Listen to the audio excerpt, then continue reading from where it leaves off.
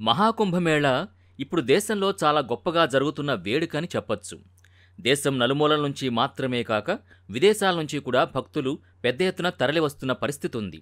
అయితే ఈ మహాకుంభమేళాలో జరుగుతున్న ఘటనలు ఒక్కసారిగా అందరినీ ఆశ్చర్యానికి గురిచేస్తున్న పరిస్థితి ఉంది.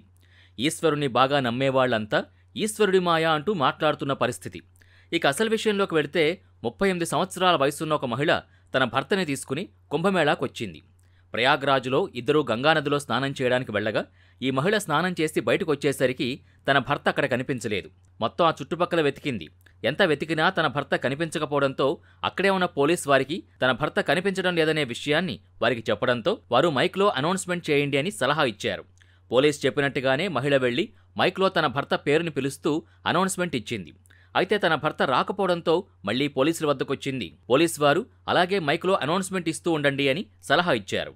అయితే అలా మైక్లో అనౌన్స్మెంట్ చేస్తూ అక్కడే తన భర్త కోసం వేచి చూస్తూ ఉంది. అలా సాయంత్రమైంది. అయినా ఎంతకు తన భర్త మాత్రం రావడం లేదు. గట్టిగా ఏడుస్తోంది. అక్కడున్న వారందరినీ తన భర్త పోలికలు చెబుతూ మీకు కనబడ్డాడా అని అడుగుతోంది. 38 సంవత్సరాల వయసున్న ఊర్మిళ అనే మహిళ 45 ఏళ్ల వయసున్న సౌరభ్ యాదవ్ అనే తన భర్తతో కలిసి బీహార్లోని దర్భంగా జిల్లా నుంచి చాలా భక్తితో మహాకుంభమేళాలో స్నానం చేయడానికొచ్చింది. అయితే వీరిద్దరూ కలిసి గంగానదిలో స్నానం చేయాలని, పాప విముక్తి చేసుకోవాలనే ఉద్దేశంతో మహాకుంభమేళాకు వచ్చారు. అయితే మొదట ఊర్మిళ, సౌరభ్ యాదవ్ ఇద్దరూ కలిసి స్నానం చేద్దామని అనుకున్నారు. కానీ సౌరభ్ ఊర్మిళతో నువ్వు మొదట స్నానం చేయి, నేను సామాను చూసుకుంటాను అని సౌరభ్ యాదవ్ అనడంతో ఊర్మిళ స్నానం చేయడానికి గంగానదిలోకి దిగింది. స్నానం పూర్తయ్యాక తిరిగి ఒడ్డుకొచ్చేసరికి అక్కడ సౌరభ్ యాదవ్ లేడు. అతని వద్దే బట్టలు, మొబైల్ ఫోన్లు అన్నీ ఉన్నాయి. అక్కడా ఇక్కడా ఊర్మిళ వెతుకుతున్నా సౌరభ్ అసలే కనిపించలేదు. బట్టలు తడిసినవి కావడంతో ఊర్మిళకు బాగా చలివేస్తోంది. నా తర్వాత నా భర్త స్నానం చేస్తాడని ఊహించిన ఊర్మిళకు ఒక్కసారిగా సౌరభ్ యాదవ్ కనిపించకపోయేసరికి ఏం చేయాలో పాలుపోవడం లేదు. కుంభమేళా లాంటి సమయాల్లో ఒక వ్యక్తిని కనుక్కోవడం అన్నది చాలా పెద్ద టాస్క్ అని చెప్పొచ్చు. మన సామాను వేరే చోట పెట్టి వెళితే కనుక మళ్లీ వచ్చి చూడ్డానికి వెళితే దారినే పూర్తిగా మర్చిపోతాం. అంతలా ఉంటారు జనం. అలా ఊర్మిళ సౌరభ్ కోసం వెతుకుతూ ఉండగా సాయంత్రం 7 గంటలయింది. చల్లటి బట్టల్లో ఉండడం వల్ల ఊర్మిళ బాగా ఇబ్బంది పడుతోంది. అలా సాయంత్రం 7 గంటలు దాటిపోయింది. ఇక బాగా చలిగా ఉండేసరికి ఒక సాధుబాబా కుటీరంలోకి వెళ్ళింది. అలా కుటీరంలో మంట వద్ద వెచ్చగా కూర్చున్న సాధుబాబా వద్దకు వెళ్ళింది. బాగా ఏడుస్తున్న ఊర్మిళను చూసి బేటీ ఏమైంది, ఎందుకు ఏడుస్తున్నావు, అసలేం జరిగిందో చెప్పు అనగానే ఊర్మిళ సాధుబాబాతో జరిగిన కథ అంతా చెప్పింది. నా భర్త కనిపించటం లేదని, 5 అంటే 5 నిమిషాల్లో నా భర్త కనిపించకుండా పోయాడని చెప్పడంతో సాధుబాబా ఊర్మిళతో నువ్వేమీ బాధపడకు, నీ భర్త క్షేమంగానే ఉన్నాడు, ఇంకో 2-3 నిమిషాల్లో ఇక్కడికి వస్తాడని, నువ్వు తప్పకుండా నీ భర్తను కలుస్తావని ఊర్మిళతో అన్నాడు. ఆ తర్వాత సాధుబాబా అకస్మాత్తుగా మీకింతవరకు పిల్లలు లేరు కదా, ఎందుకు అని అనగానే ఊర్మిళ ఒక్కసారిగా షాక్ అయింది. సాధుబాబా మాకు పిల్లలు లేరన్న విషయం మీకెలా తెలుసు అని అనగానే ఎందుకు లేరు అని మళ్లీ అడగ్గా ఊర్మిళ సాధుబాబా మేము మాకు దగ్గరలో ఉన్న డాక్టర్ని కలిస్తే నేనెప్పటికీ అమ్మని కాలేనని, నా శరీరంలో ఏదో తక్కువగా ఉందని చెప్పిందని, మేం పిల్లల కోసం ఎన్నో సంవత్సరాల నుంచి ఎదురు చూస్తున్నామని, మాకు తెలిసిన బాబా ఒకరు మీరిద్దరూ మహాకుంభమేళాకు వెళ్లి గంగా స్నానం చేయండి, మీ కోరికలన్నీ తీరతాయని చెప్పడంతో నేను నా భర్త సౌరభ్ యాదవ్ ఇద్దరం ఈ మహాకుంభమేళాకు వచ్చామని చెప్పింది. సాధుబాబా ఊర్మిళతో నీకు పిల్లలు కలగడానికి నా వద్ద ఒక ఉపాయం ఉందని చెప్పడంతో ఊర్మిళ ఒక్కసారిగా సాధుబాబా కాళ్ల మీద పడి బాగా కన్నీళ్లు పెట్టుకుంది.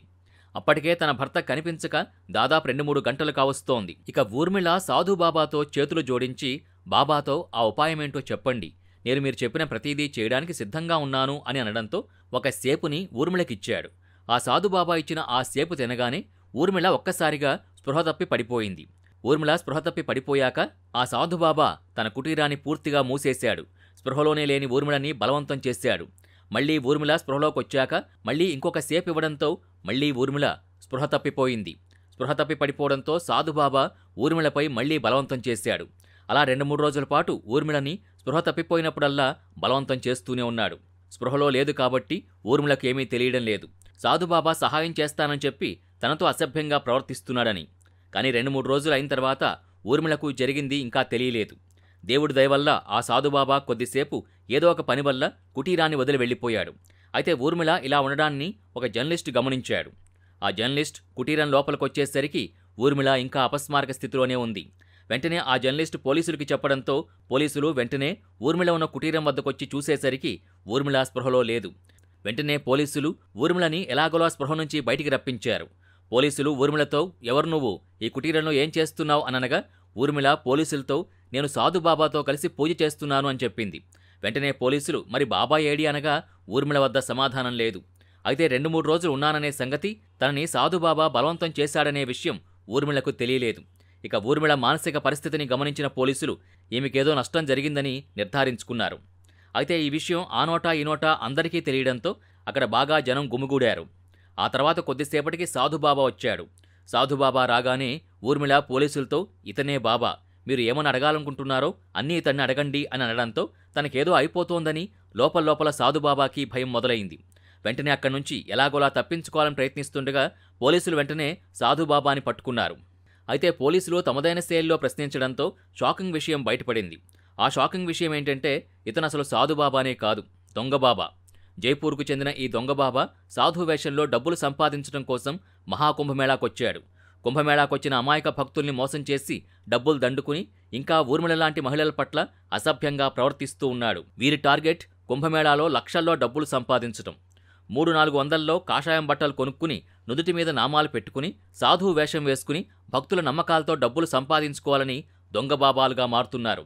పోలీసులు ఇతన్ని పట్టుకుని తీసుకువెళ్తుండగా అక్కడున్న భక్తులు కోపంతో సాధుబాబాపై దాడి చేశారు. అక్కడున్న నిజమైన నాగసాధుబాబాలు కూడా ఈ దొంగబాబాపై కోపంతో ఊగిపోయిన పరిస్థితి. ఎందుకంటే ఇలాంటి దొంగబాబాల వల్ల నిజమైన బాబాల యొక్క ప్రతిష్ట అనేది దిగజారుతూ ఉంది.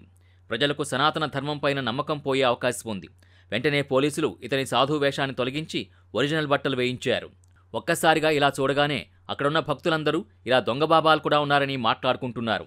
అక్కడున్న సాధుబాబాలు భక్తులతో నిజమైన సాధువులు మహిళల్ని అస్సలే దగ్గరికి రానివ్వరని, మహిళలతో అస్సలే మాట్లాడరని, అటువంటి వారే నిజమైన బాబాలు అని అన్నారు. ఇలాంటి ఘటనలు చాలా వరకు జరిగిన పరిస్థితి ఉంది. ఒక 10 ఏళ్ల వయసున్న బాలికని ఒక సాధువు 10 రోజులు తన వద్దే ఉంచుకోవడం, ఆ 10 రోజులు పూర్తిగా మత్తులోనే ఉండడం అనేది జరిగింది. ఇటువంటి ఘటనలు జరగడానికి అవకాశం ఉంది. కావున మీరు కనుక మహాకుంభమేళాకు వెళుతున్నట్టయితే చాలా జాగ్రత్తగా ఉండండి. మీ కుటుంబాన్ని జాగ్రత్తగా చూసుకోండి. ఎక్కడా ఏ కొంచెం నిర్లక్ష్యం వహించినా చాలా పెద్ద అనర్థాలు జరిగే అవకాశం 100కు 100% ఉంది. జనంలో ఉన్నప్పుడు మహిళలు మరియు పిల్లల పట్ల జాగ్రత్తతో ఉండండి. ఇప్పుడే వెళితే పుణ్యం వస్తుందని కాదు, కుంభమేళా చివరిలో వెళ్ళినా అదే పుణ్యం వస్తుంది. కావున కుంభమేళాలో జాగ్రత్తగా ఉండండి అనే దానికి ఇప్పటిదాకా మనం విన్న ఘటనే ఒక చక్కటి ఉదాహరణ. అసలైన సాధువుల్ని, నకిలీ సాధువుల్ని గుర్తుపట్టడం అన్నది చాలా ముఖ్యం. అంతేకాక పరిచయం లేని వ్యక్తులతో అస్సలే మాటలు కలపకూడదు. మొత్తానికి పోలీసులు ఈ దొంగ బాబాని శిక్షించారు. మహిళని పోలీసులు కాపాడారు. ఈ ఘటన పట్ల మీరేమనుకుంటున్నారు? మీ అభిప్రాయాన్ని కామెంట్ బాక్సులో కామెంట్ రూపంలో తెలియచేయండి. మీరు కొత్తగా కనుక ఈ ఛానల్ని చూస్తున్నట్టయితే మీరు వెంటనే మన ఛానల్ని సబ్స్క్రైబ్ చేయండి. వీడియోని లైక్ చేసి షేర్ చేయండి. మీరు ఈశ్వరుని బలంగా విశ్వసించే వాళ్ళైతే కామెంట్ బాక్సులో హరహర మహాదేవ్ అని కామెంట్ చేయండి. ఇది ఇవాల్టి వీడియో. మరో ఇంట్రెస్టింగ్ వీడియోతో మళ్ళీ కలుద్దాం.